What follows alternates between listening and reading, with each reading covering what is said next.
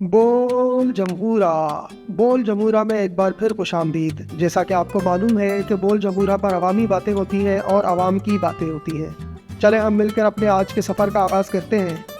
ایک عام سیاسی سرگرمی جس نے موجودہ سیاسی منظرنامے کو ہلا کر رکھ دیا ہے، وہ پاکستان پیپلز پارٹی کی کراچی کے تازہ ترین میئرشپ اور نائب میئرشپ کے انتخابات میں ایک شاندار کامیابی ہے۔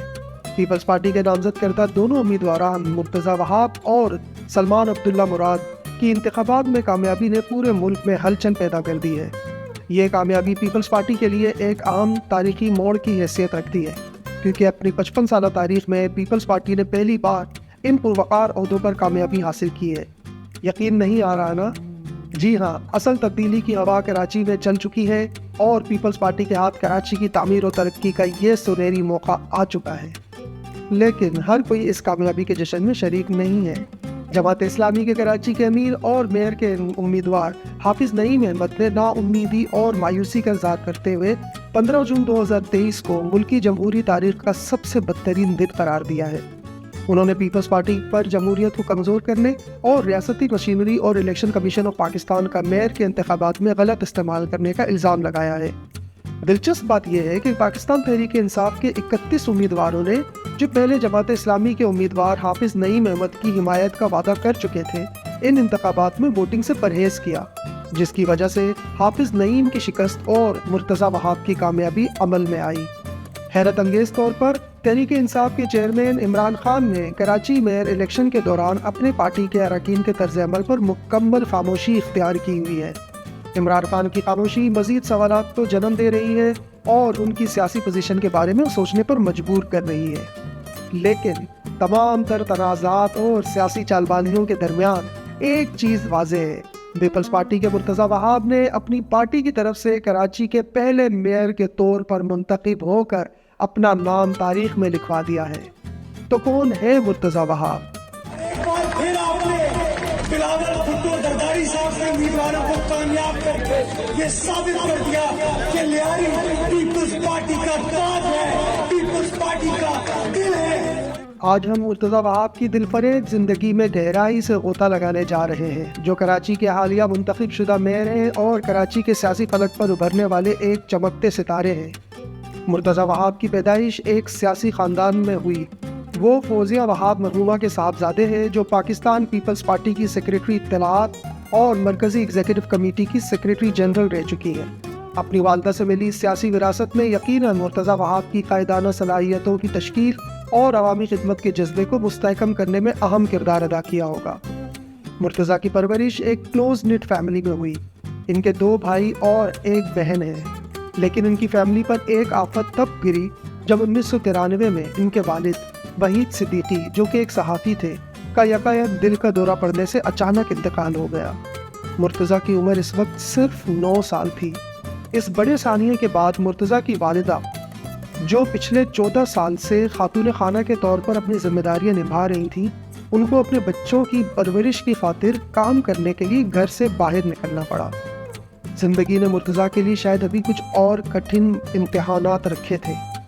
جب وہ 13 اپریل 2012 کو عائشہ احمد سے شادی کے بندھن میں بندھے اور زندگی کے ایک نئے سفر کا آغاز کیا ہی تھا، تو بدقسمتی سے صرف چند ماہ بعد ہی مرتضیٰ کی پیاری ماں فوزیہ وہاب صاحبہ 17 جون 2012 کو انتقال پا گئی۔ یہ مرتضیٰ کے لیے ایک دل دہلا دینے والا لمحہ تھا، جسے مرتضیٰ نے بڑی ہمت اور استقامت کے ساتھ برداشت کیا۔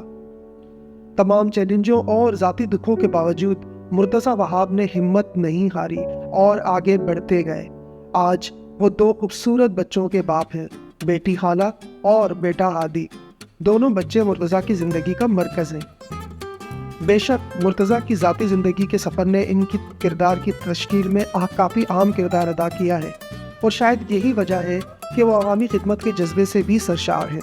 ایک چھوٹے بچے سے جس نے کم عمری میں گہرے زخم کھائے ہوں، ایک لیڈر تک کا سفر جس نے کراچی کا میئر منتخب ہو کر ایک تاریخ رقم کر دی۔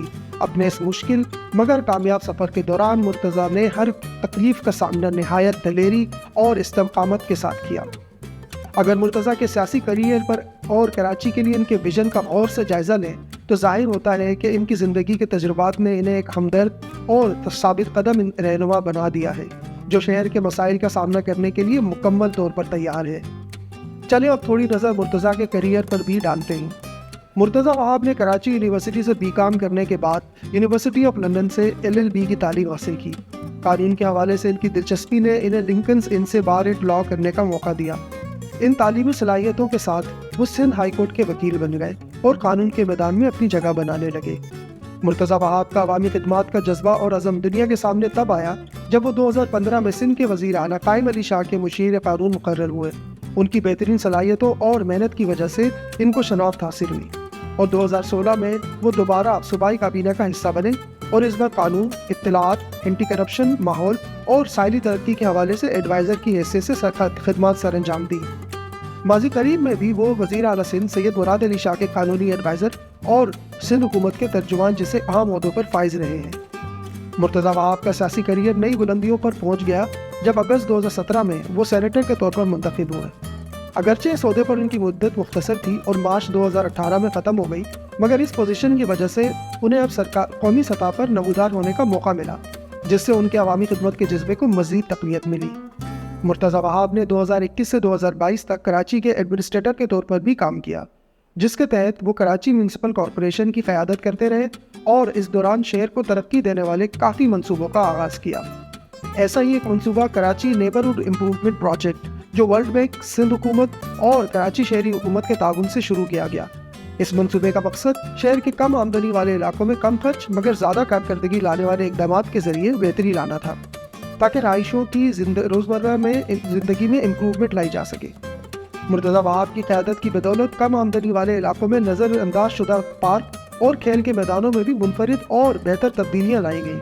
لیاری میں موجود کرکٹ گراؤنڈ کی بحالی اور پروجیکٹ 100 پارکس جیسے اقدامات کے ذریعے، جس میں مقامی عوام اور میونسپل کارپوریشنز مل کر کام کرتے ہیں، مرتضیٰ وہاب نے 65 پارکس کو باقاعدہ طور پر نئی زندگی بخشی، جس سے ان علاقوں کے رہائشیوں خصوصاً نوجوانوں کو خوشی اور تفریح کے بہترین مواقع میسر ہوئے۔ مرتضیٰ وہاب نے ماحولیاتی تبدیلی کا مقابلہ کرنے اور شہری گرمی کے خلاف لڑنے کی اہمیت کو بھی کافی توجہ دی۔ وہ اربن فارسٹ کے بہت بڑے حامی ہیں۔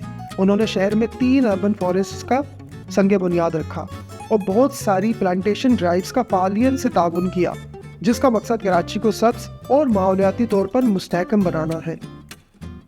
عوامی اور نجی شراکتوں کی طاقت کو پہچانتے ہوئے مرتضیٰ وہاب نے بطور ایڈمنسٹریٹر کراچی بہت سے انوویٹو منصوبوں کی شروعات کی، جیسے کہ ویسٹ ٹو انرجی انیشیٹو جو میونسپل ویسٹ کو کم کرتی ہے جبکہ رینیویبل انرجی کی صورت میں مدد بھی کرتی ہے۔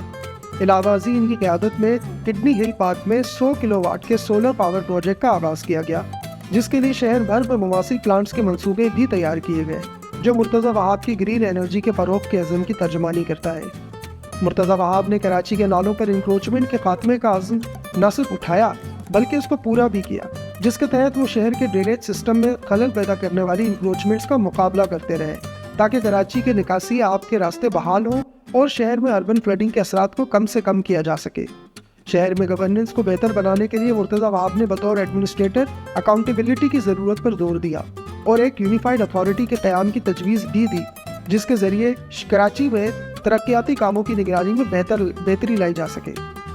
شاندار تعلیمی پس منظر، بے مثال سیاسی کیریئر اور کراچی کو مزید بہتر شکل دینے والے منصوبوں کے ساتھ مرتضیٰ وہاب کراچی کے میئر کے لیے مکمل طور پر موزوں شخصیت ہے۔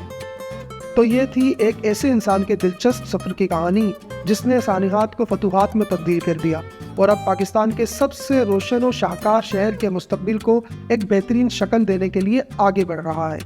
بول جمہورہ مرتضیٰ وہاب کے کراچی کے ویژن کی بہترین تعبیر کے لیے نیک تمناؤں کا اظہار کرتا ہے۔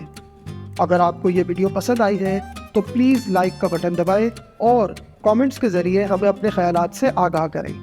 بول جمہورہ کو سبسکرائب کرنا نہ بھولیں۔ اگلی ویڈیو میں پھر حاضری ہوگی۔ خدا حافظ۔ بول جمہورہ۔